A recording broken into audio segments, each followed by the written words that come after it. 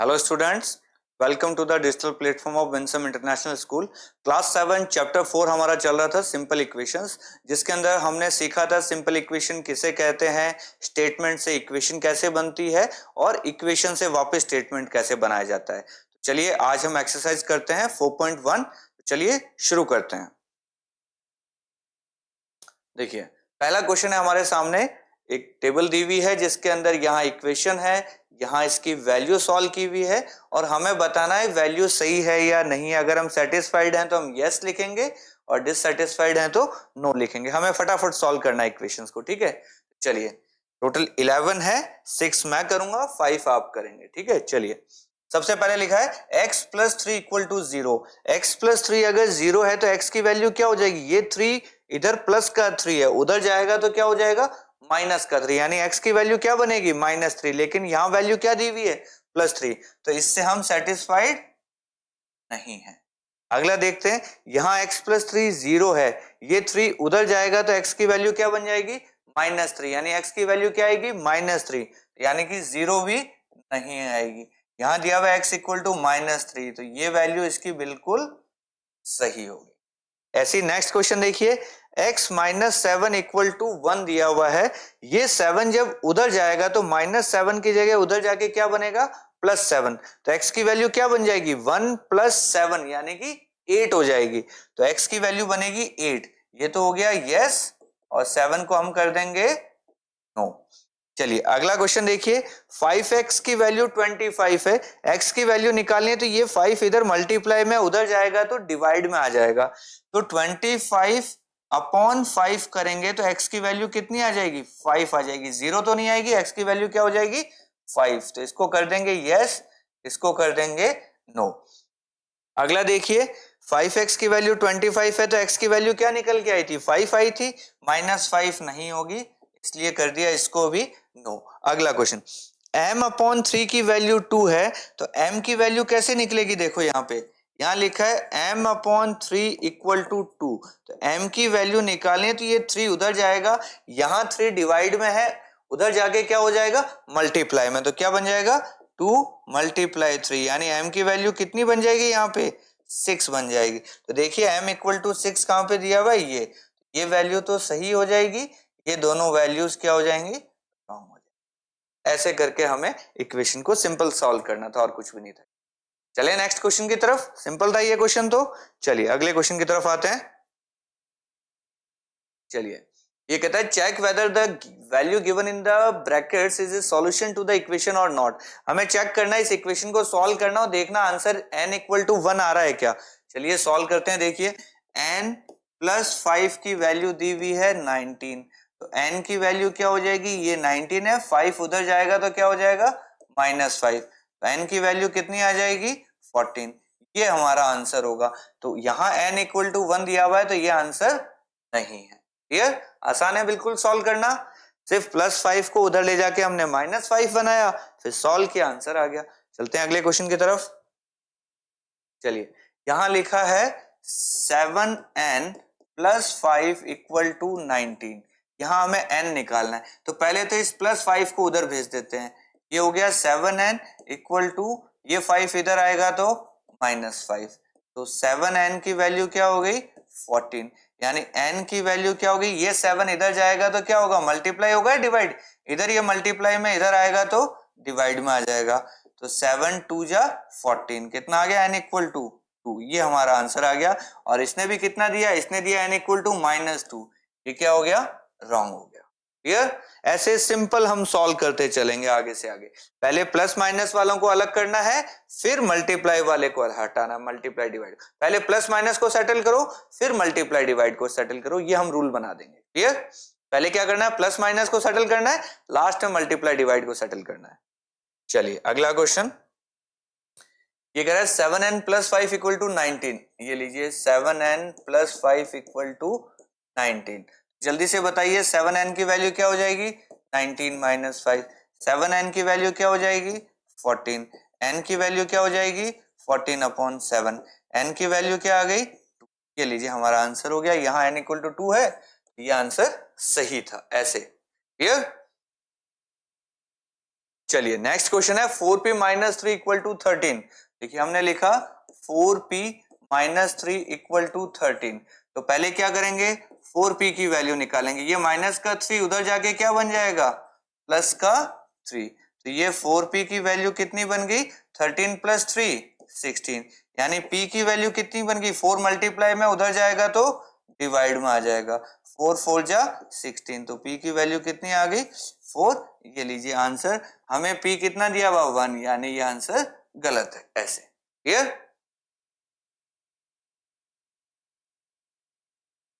चलिए next same ही question है 4p minus 3 equal to 13।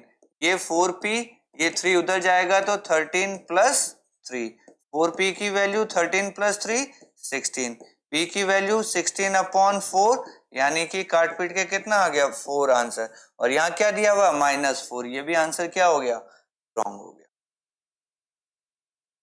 चलिए इस बार दिया हुआ है 4p माइनस 3 इक्वल टू 13।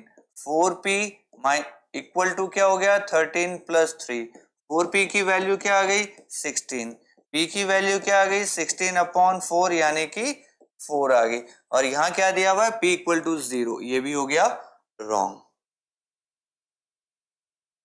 चलिए अब ये कह रहा है solve the following equations by trial and error method. Trial and error का क्या मतलब होता है, ट्राई एंड एरर का मतलब होता है आपको, जैसे ये इक्वेशन लिखता हूं, देखिए समझना इसको। ट्रायल एंड एरर का मतलब होता है यहां p की जगह हम वैल्यूज रखेंगे, 0 रखेंगे, 1 रखेंगे, 2 रखेंगे, 3 रखेंगे, ऐसे अलग अलग वैल्यूज रखेंगे। और जब LHS इक्वल टू RHS आ जाए, इसका मतलब वही वैल्यू हमारी सही होगी। चेक करते हैं, देखिए। तो सबसे पहले लिखेंगे लेट p इक्वल टू 0 माना मैंने p को 0 माना, तो ये 5 इंटू 0 प्लस 2 इक्वल टू 17। ये 5 इंटू 0 हो गया 0 प्लस 2 गया तो 2 इक्वल टू 17 होता है क्या, नहीं होता। इसका मतलब p की वैल्यू 0 नहीं हो सकती। आगे इसी तरीके से आप लीजिए लेट p इक्वल टू 1 लीजिए, तो क्या बनेगा 5 इंटू 1 प्लस 2 इक्वल टू 17। ये 5 इंटू 1 हो गया 5 प्लस 2 करेंगे तो 7। क्या 7 इक्वल टू 17 होता है क्या, नहीं होता, ये भी रॉन्ग है। इसका मतलब p की वैल्यू 1 भी नहीं है। इसी तरीके से p की वैल्यू 2 लेके देखिए लेट p इक्वल टू 2, तो ये बनेगा 5 इंटू 2 प्लस 2 इक्वल टू 17।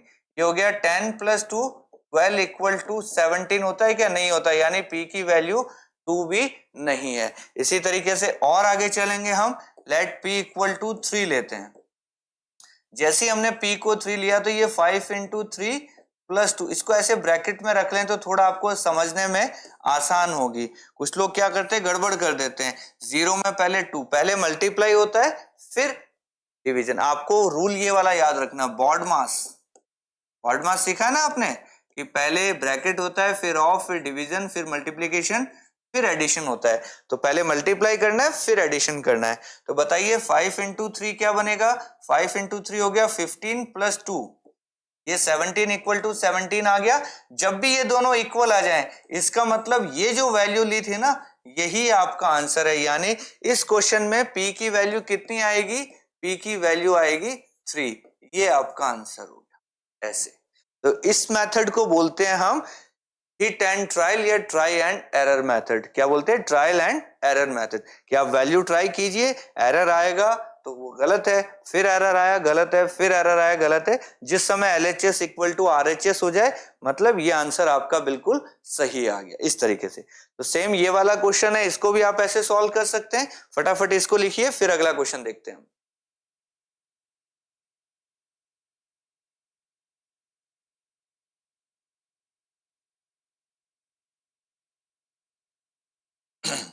चलिए इसको देखते हैं हम। यहां लिखा है 3m माइनस 14 इक्वल टू 4।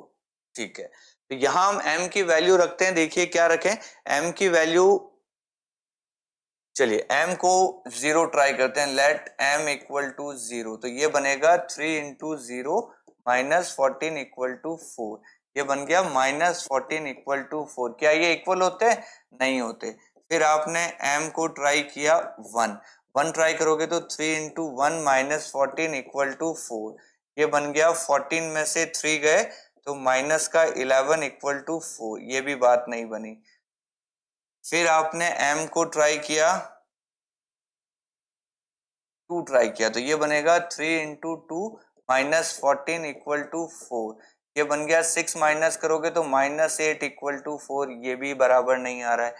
फिर और बड़ा लेते हैं m को, 3 ट्राई किया तो ये बन गया 3 इंटू 3 माइनस 14 इक्वल टू 4, ये 9 माइनस हुआ तो माइनस 5 इक्वल टू 4 भी नहीं होता है, कुछ बात बन नहीं रही है। चलो और ट्राई करते हैं, m को और बड़ा कर लेते हैं, 4 लिया तो ये 3 इंटू 4 माइनस 14 इक्वल टू 4 आ गया, ये 12 माइनस हो तो माइनस 2 इक्वल टू 4 आ गया, ये भी नहीं बैठा।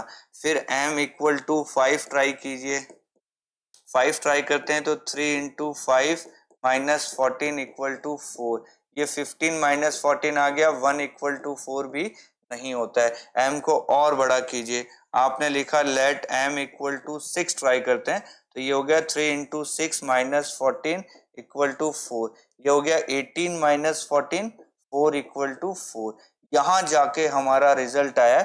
इसका मतलब m इक्वल टू 6 इसका आंसर है, तब ये LHS इक्वल टू RHS बन गया। तो यहाँ क्या लिख देंगे, m इक्वल टू 6, ये हमारा हो गया आंसर।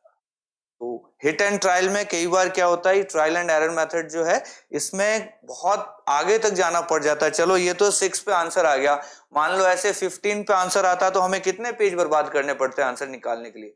तो ये बेसिक मेथड होता है ट्रायल एंड एरर। आप m की वैल्यू 0 से स्टार्ट कीजिए, 0 1 2 3 4 ऐसे चलते जाइए, कहीं ना कहीं आपको आंसर मिल जाएगा। मान लो गलती से अगर m की वैल्यू नेगेटिव आती और हम प्लस की वैल्यू चेक करे जा रहे हैं, फिर तो हम 100 तक पहुंच जाएंगे, तब भी आंसर नहीं आएगा। तो हमें यह भी ध्यान रखना है, m को 0 से प्लस की वैल्यू भी ट्राई करनी है, प्लस से बात नहीं बन रही तो फिर माइनस की वैल्यू भी ट्राई करनी पड़ सकती है, कई बार ऐसा भी हो सकता है। तो ये हमें थोड़ा सा ध्यान रखना है, ठीक है। चलते हैं आगे। चलिए अब हमें क्या लिखना है, ये कुछ इक्वेशंस है, सॉरी स्टेटमेंट्स है, इनकी इक्वेशन लिखनी है। जो लास्ट क्लास में हमने सीखा था, स्टेटमेंट को पढ़ के इक्वेशन में कन्वर्ट करना है। ये अगर है sum of the numbers x and 4, x और 4 का जो सम है, यानी ये लीजिए x और 4 का सम कर दिया, ये इज के बाद रिजल्ट होता है इक्वल टू कितना दिया हुआ है, 9 दिया हुआ है। ये बड़ा सिंपल था कि x और 4 का सम कर दीजिए और रिजल्ट क्या आ जाएगा, 9 आ जाएगा आपका। इसी तरीके से देखिए 2 सब्ट्रैक्टेड फ्रॉम y, तो y में से 2 को सब्ट्रैक्ट कीजिए, रिजल्ट क्या आ जाएगा, 8 आ जाएगा। ये लीजिए 8 आ गया, इसका रिजल्ट हो गया ये। फिर ये कह रहा है 10 टाइम्स a इज 70, पहले a का 10 टाइम्स कीजिए, 10 टाइम्स a का कैसे होगा, ये हो गया 10a और रिजल्ट क्या हो गया 70, इक्वल टू क्या लिख देंगे 70, ये लीजिए इसका आंसर हो गया। फिर ये कह रहा है the number b divided by 5, पहले तो b को 5 से डिवाइड कीजिए, b को 5 से डिवाइड कीजिए और रिजल्ट क्या आ जाएगा 6, इक्वल टू क्या हो गया 6 हो गया। ये लीजिए आपका आंसर हो गया। अगला क्या कह रहा है 3/4 ऑफ t इज 15, t का 3/4 कीजिए, वो 15 आना चाहिए। तो 3/4 कैसे होता है, t का 3/4 करना है, तो ये लीजिए इसको मल्टीप्लाई कर दीजिए 3/4 से, 3/4 ऑफ t, रिजल्ट आ जाएगा आपका 15। ये थोड़ा मुश्किल था आपके लिए, तो इस पे स्टार लगा दीजिए। इसको 2-3 बार समझना है कि t का 3/4 निकालिए, तो 3/4 of t is equal to 15। Next कह रहा है 7 टाइम्स ऑफ m, पहले तो m का 7 टाइम कीजिए, ये लीजिए 7 टाइम ऑफ m। ये कह रहा है +7 कीजिए, +7 कर दीजिए, आपको मिलेगा 77, इक्वल टू क्या हो जाएगा 77। ये लीजिए इसका रिजल्ट आ गया। इसी तरीके से आगे देखिए, ये कहता है 1/4 ऑफ ए नंबर x, पहले तो x का 1/4 निकालिए, x का 1/4 कैसे निकलेगा, x/4, माइनस कर दीजिए 4, तो उसमें से माइनस कर दीजिए 4, आपको मिलेगा रिजल्ट भी 4, तो रिजल्ट भी क्या मिलेगा 4। ये लीजिए इसकी इक्वेशन हो गई। नेक्स्ट कहता है if you take away 6 from 6 times y, कि y का 6 टाइम्स निकालिए पहले तो, ये लीजिए 6 टाइम्स ऑफ y। अब कह रहा है इसमें से माइनस कर दीजिए 6, तो माइनस हमने कर दिया 6। अब कह रहा है रिजल्ट मिलेगा 60, तो रिजल्ट मिलेगा 60। ये लीजिए इसकी इक्वेशन हो गई, बड़ा सिंपल था। और लास्ट इक्वेशन क्या कह रहा है, देखिए लास्ट इक्वेशन कह रहा है if you add 3 to 1/3 of z, z का पहले 1/3 निकालिए। ये लीजिए z का मैंने 1/3 निकाल लिया, यानी z/3 हो गया। उसमें से आप ऐड कीजिए उसमें 3 को, तो इसमें 3 ऐड कर दीजिए भैया। ये लीजिए 3 ऐड कर दिया और आपको जो रिजल्ट मिलेगा वो क्या हो जाएगा 30। तो इक्वल टू हमारा रिजल्ट होता है, क्या हो गया 30। ये लीजिए आपका इसका आंसर आ गया। ऐसे करके हमने सारी जो स्टेटमेंट्स थी सबकी फटाफट फटाफट हमने क्या कर दी, इक्वेशंस बना दी। तो इसको एक बार देखिए, 2 बार देखिए, 3 बार देखिए, जब तक आप बिना देखे खुद से नहीं कर पाते इस क्वेश्चन को, कि आप इक्वेशन पढ़िए, सॉरी स्टेटमेंट पढ़िए और खुद से इक्वेशन बनाइए। ये सारी की सारी जब तक आप खुद सही नहीं बनाने लग जाओगे तब तक ये मान के चलना कि आपको स्टेटमेंट से इक्वेशन बनानी नहीं आती। इसको याद नहीं रखना है कि इसका आंसर ऐसे याद कर लिया, इसका आंसर ऐसे नहीं। आपका दिमाग खुद कहेगा, जैसा जैसा लिखा है वैसा वैसा करते जाइए, अपने आप सही होता चलेगा। तो क्वेश्चन पढ़िए और उसके हिसाब से आपका रिजल्ट आना चाहिए। याद नहीं करना है कि इस क्वेश्चन का आंसर मैंने ये याद कर लिया, x + 4 = 9, x + 4 = 9। ऐसे याद करोगे तो फिर मात खा जाओगे। क्लियर? तो मैथ्स कैसे पढ़ी जाती है फिर समझा रहा हूं कि पहले एक बार इसको अच्छे से पढ़िए, 2 बार पढ़िए, 3 बार पढ़िए, फिर सिर्फ आपके सामने क्वेश्चन होने चाहिए, अपने हाथ से इनके आंसर लिखिए, अपने हाथ से।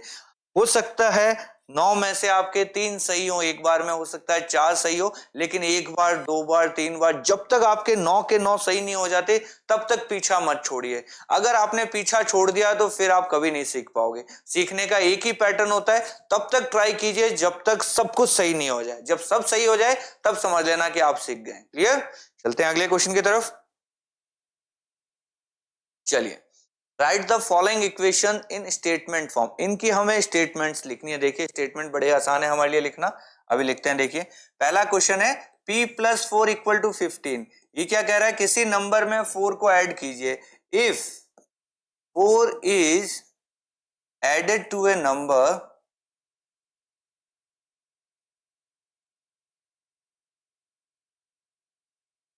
अगर किसी इक्वेशन में 4 मतलब किसी नंबर में 4 ऐड करते हैं तो रिजल्ट क्या मिल रहा है, यू गेट, क्या रिजल्ट आ रहा है इक्वल टू के बाद 15। ये लीजिए हमारा आंसर हो गया, बड़ा सिंपल था इसका। तो चलिए इसका बताइए।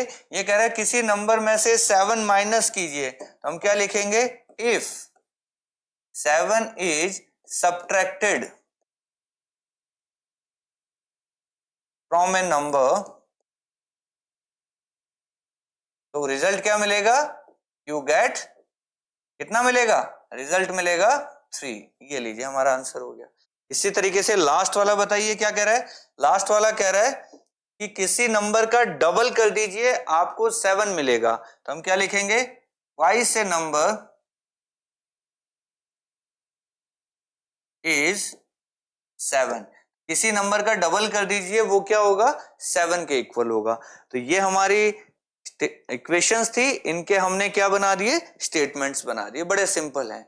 तो आपको दोनों चीजें आनी चाहिए, इक्वेशन से स्टेटमेंट बनाना और स्टेटमेंट से इक्वेशन बनाना। दोनों में आपको महारत हासिल करनी, एकदम परफेक्शन आना चाहिए आपके पास, तभी मजा आएगा आगे पढ़ने में। क्लियर? चलते हैं नेक्स्ट क्वेश्चन की तरफ। चलिए और हमारे पास है कुछ क्वेश्चंस, चलिए इनको भी करते हैं। ये क्या लिखा है, m/5 = 3। इसको कैसे लिखेंगे कि किसी नंबर का पहले 1/5 लीजिए, तो क्या लिखेंगे, 1/5 of A number is, result क्या है 1/5 करने पे 3 रिजल्ट आ रहा है। ये लीजिए हमारा आंसर हो गया। नेक्स्ट क्या कह रहा है, m का 3/5 कीजिए, क्या लिखेंगे, 3/5 ऑफ ए नंबर। 3/5 का मतलब क्या होता है, 3/5। 3/5 of A number is, result क्या आपके पास 6। ये लीजिए आपका रिजल्ट। नेक्स्ट कह रहा है कि p का 3 टाइम्स लो, उसमें 4 ऐड करो, फिर 25 आएगा। इसको कैसे लिखेंगे, हम लिखेंगे इफ 4 इज एडेड, 4 ऐड करना है, किस में ऐड करना है, एडेड टू p का 3 गुना, added to 3 times a number, यानी किसी नंबर का 3 टाइम्स करो, उसमें 4 ऐड करो, किसी नंबर का 3 टाइम्स करो, उसमें 4 ऐड करो, तो रिजल्ट क्या मिलेगा? 25। हम क्या लिखेंगे? You get 25।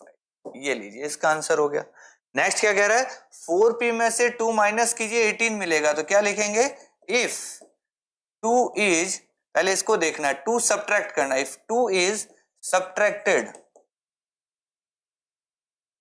इसमें से सब्ट्रैक्ट करना है p के 4 टाइम्स से, from 4 times of A number,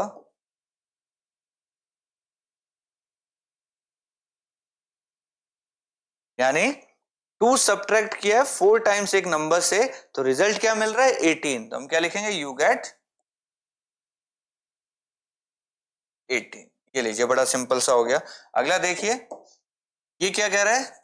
ये कह रहा है 2 ऐड कीजिए, किसमें? p/2 में। हम लिखेंगे इफ 2 इज सब्ट्रैक्टेड फ्रॉम, ये क्या है? p/2 from half A number, यानी किसी नंबर के हाफ में से, किसी नंबर के हाफ में 2 ऐड करना है। सॉरी, यहां सब्ट्रैक्टेड नहीं है, यहां एडेड है, इज एडेड टू। ठीक है, किसी नंबर के हाफ में 2 हमें ऐड करना है, तो रिजल्ट क्या आ जाएगा? 8। हम क्या लिखेंगे? You get 8। ये लीजिए, हमने सारे के सारे इक्वेशंस के स्टेटमेंट लिए। बड़ा आसान है हमारे लिए करना। तो आपको भी ऐसी प्रैक्टिस करनी है, जितने इक्वेशन है उनसे आपको स्टेटमेंट बनाना, और जितने स्टेटमेंट हैं उनसे वापस इक्वेशन बनाना, दोनों आपको आना चाहिए, अच्छे से आना चाहिए। अब आपको एक सिखाता हूं चेक करने का तरीका, इसको बोलते हैं check method.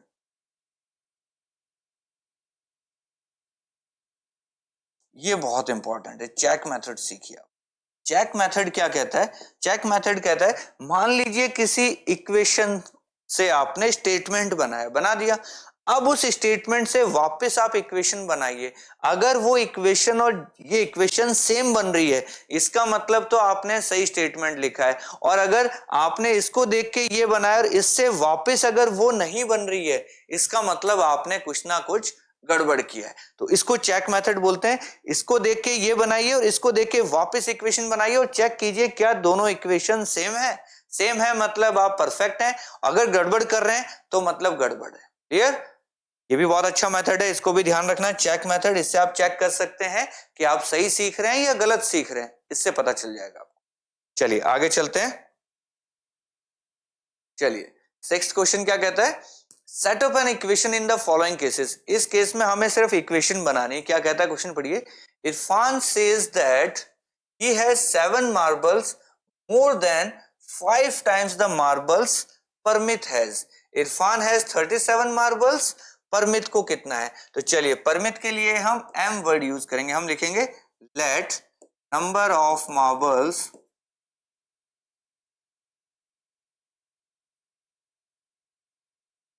Paramit have equal to M. Parmit के पास कितने हैं?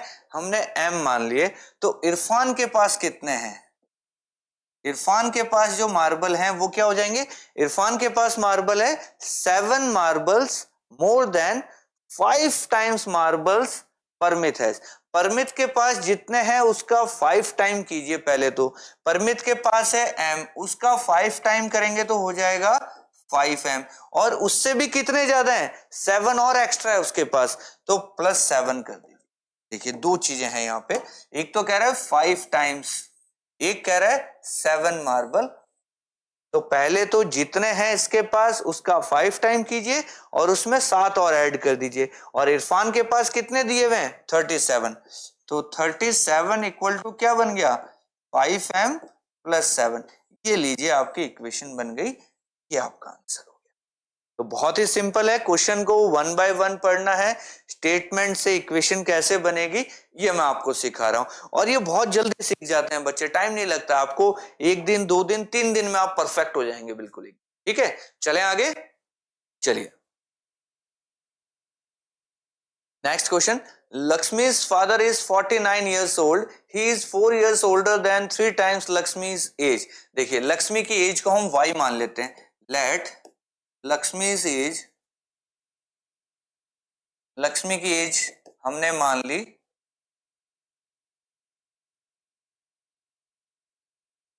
y years. ठीक है, तो लक्ष्मी के फादर की एज क्या हो जाएगी?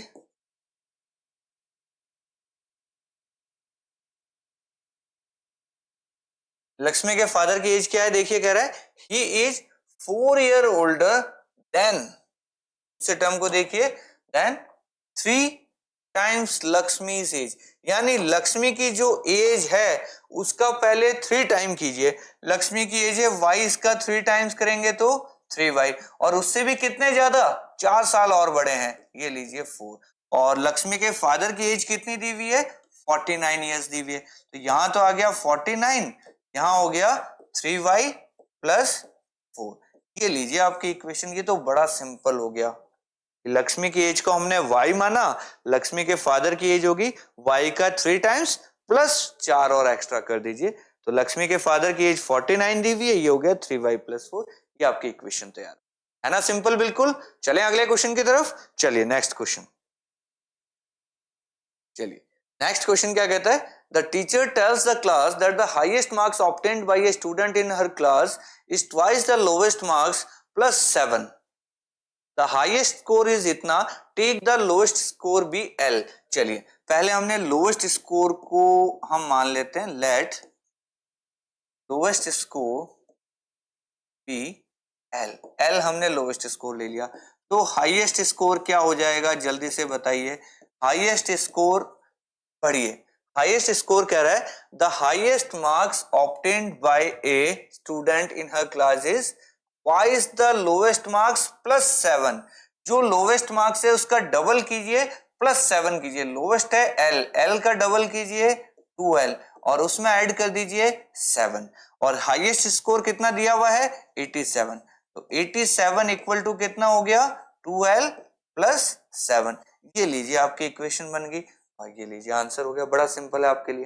तो जैसा जैसा बोल रहा है वैसा वैसा लिखना है, कोई टफ नहीं है, बहुत आसान होता है. सिंपल इक्वेशंस ऐसे मान लीजिए आपके मैथ्स की सबसे इजीएस्ट वाली एक्सरसाइज है, और ये सीखी हुई चीजें आपको आगे क्लास 8, 9, 10, 11, 12 सब जगह काम आने वाली, बहुत काम की एक्सरसाइज है ये. क्लियर? चलें आगे. चलिए चलिए ये लास्ट क्वेश्चन है हमारे सामने आज का. ये कहता है in an isosceles triangle the vertex angle is twice either base angle. Let the base angle be b in degrees.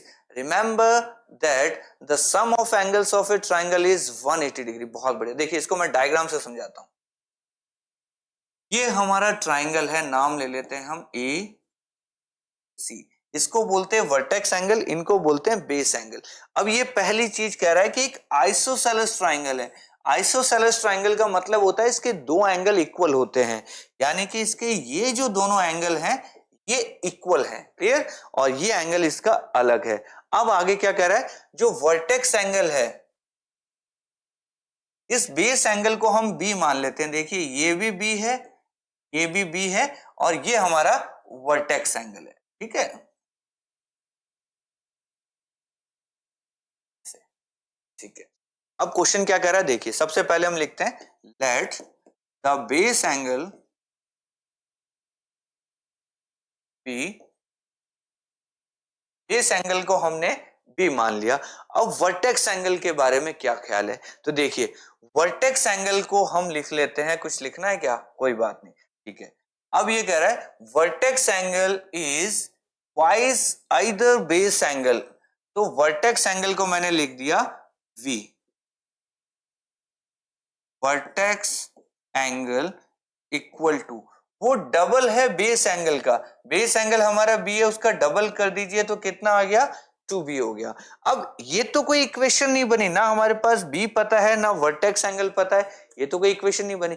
इधर भी हमें नहीं पता, इधर भी हमें नहीं पता, ऐसे इक्वेशन नहीं बनती. इक्वेशन कब बनती है? एक साइड में नंबर्स आने चाहिए. नंबर्स नहीं आएंगे तो फिर आप कैसे करोगे? अब हमें एक चीज पता है कि ट्राइंगल के तीनों एंगल्स का सम क्या होता है. ट्राइंगल्स के तीनों एंगल का सम हमेशा होता है 180 डिग्री। तो इक्वेशन यहां से बनेगी, देखो वर्टेक्स एंगल, इसको हम ऐसे लिख सकते हैं, वर्टेक्स एंगल को हम V मान लेते हैं, या कोई बात नहीं, चलो वर्टेक्स एंगल ही लिख देते हैं। Vertex angle plus base angle plus base angle equal to 180 degree. Total 3 angle है ना, ये वर्टेक्स एंगल हो गया, ये बेस एंगल, ये भी बेस एंगल, तीनों मिला के कितना है 180 डिग्री। तो वर्टेक्स एंगल की जगह हम क्या लिखेंगे 2b लिखेंगे, और बेस एंगल की जगह हम लिखेंगे b। एक और बेस एंगल है तो b इक्वल टू कितना हो जाएगा 180 डिग्री। तो 2b plus b plus b कितना हो गया 4b, 4b इक्वल टू कितना है 180 डिग्री। ये हमारी इक्वेशन बनी है यहां पे, जो हमें समझनी है। दोबारा से देखिए, वर्टेक्स बेस एंगल को हमने b मांगा, वर्टेक्स एंगल b का डबल है हमने लिख दिया। अब हमें पता है ट्राइंगल के तीनों एंगल्स का सम होता है 180 डिग्री, यानी vertex angle plus base angle तीनों मिलके बनाएगा 180 डिग्री। वर्टेक्स एंगल की जगह 2b, बेस एंगल की जगह b, बेस एंगल की जगह b, बन गया 180, यानी टोटल हो गया 4b इक्वल टू 180 डिग्री। ये हमारी इक्वेशन बनी। तो कैसी लगी आपको एक्सरसाइज कमेंट्स में जरूर बताना, और जल्दी मिलेंगे आपसे नेक्स्ट एक्सरसाइज में। तब तक के लिए थैंक यू सो मच।